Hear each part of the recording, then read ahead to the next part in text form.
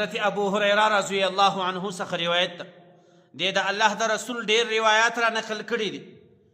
دی فرمایي چې ما به د محمد رسول الله حدیث اوریدل، لیکن هغه به را هېرېدل.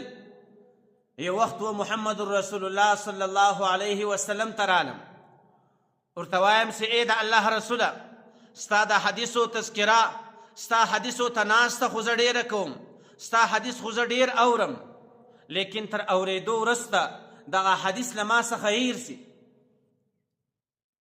محمد رسول الله صلی الله علیه وسلم راته فرمایي چې ای ابو هریره خپل صادر اوار که.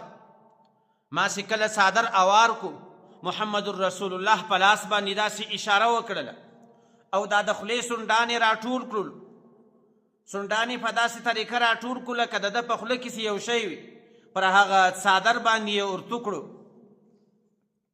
داسې معلومېدل لکه محمد رسول الله سي له خپلې خولې مبارکې څخه و دا صادر ته یو شی ور اچولی. بیا راته فرمایي چې ای ابو هریره، اوس دغه صادر در واخه، پر خپله سینه پر یې وموښلو. ابو هریره رضی الله عنه فرمایي چې ما هغه صادر راټول کړو او په خپله سینه پرې مې ونیوی. له هغه وروسته بیا د محمد رسول الله یو حدیث هم له ما څخه نه دی هیر سوی.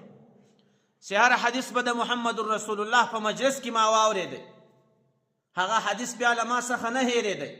نو دا هغه د فیض او د برکت وجه ول. نو فیض او برکت د علماو او د نیکانو په مجلس کې کښېنستل، د هغو اثرات دا په تواتر باندې ثابت ده.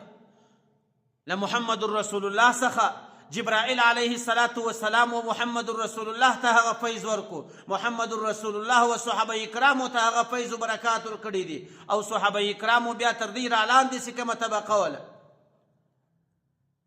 داسې تر اوسه پورې چې داسې نیکان او د برکت والا خلک سته په علما کرامو کې، په تصوفو کې داسې کسان سته چې د هغو په مجلس کې کښېنستل د انسان زندګي وربدلوي.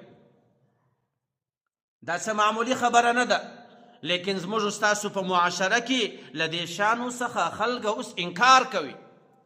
وایي نه فیض ته، نه برکت ته، نه اثر څه، د هر سړي خپل عمل ده، خپلې ګور خپلې کور ده.